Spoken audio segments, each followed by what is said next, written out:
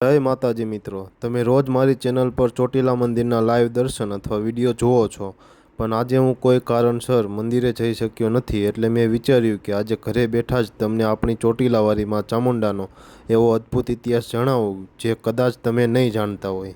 મિત્રો, હજારો વર્ષ પહેલાં આ પવિત્ર ભૂમિ પર ચંડ અને મૂન નામના બે બહુ જ ક્રૂર રાક્ષસો રહેતા હતા। આ રાક્ષસો સાધુ સંતો અને નિર્દોષ લોકોને ખૂબ હેરાન કરતા હતા।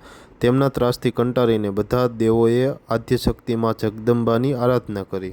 ભક્તોની રક્ષા કરવા માટે માતાજી દેવી અંબિકાના સ્વરૂપે પ્રગટ થયા। જ્યારે ચંડ અને મૂંડ નામના રાક્ષસોએ દેવી પર હુમલો કર્યો ત્યારે માતાજીએ પોતાના કપાળમાંથી એક ભયંકર શક્તિ પ્રગટ કરી, જે મહાકાળી માનું સ્વરૂપ હતું। મહાકાળી માતાએ પરવારમાં જ આ બંને રાક્ષસોના વધ કરી નાખ્યા।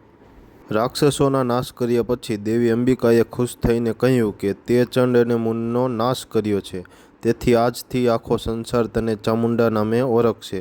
આમ આપણી માતાજીનું નામ માં ચામુંડા પડ્યું અને રાક્ષસોના વધ કર્યા પછી માતાજી આ ઊંચા ચોટીલા ડુંગર પર આવીને બિરાજમાન થઈ ગયા।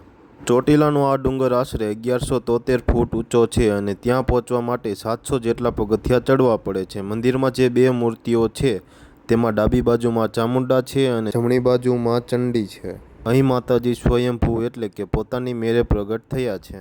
ચોટીલા મંદિરનું સૌથી મોટું રહસ્ય એ છે કે સાંજે આરતી પછી પૂજારી સહિત તમામ લોકો નીચે આવી જાય છે। રાત્રે ડુંગર પર કોઈને પણ રોકાવાની મનાઈ છે, કારણ કે એવું માનવામાં આવે છે કે આજે પણ રાત્રે સિંહ અને કાળભૈરવ માતાજીની ચોકી કરે છે।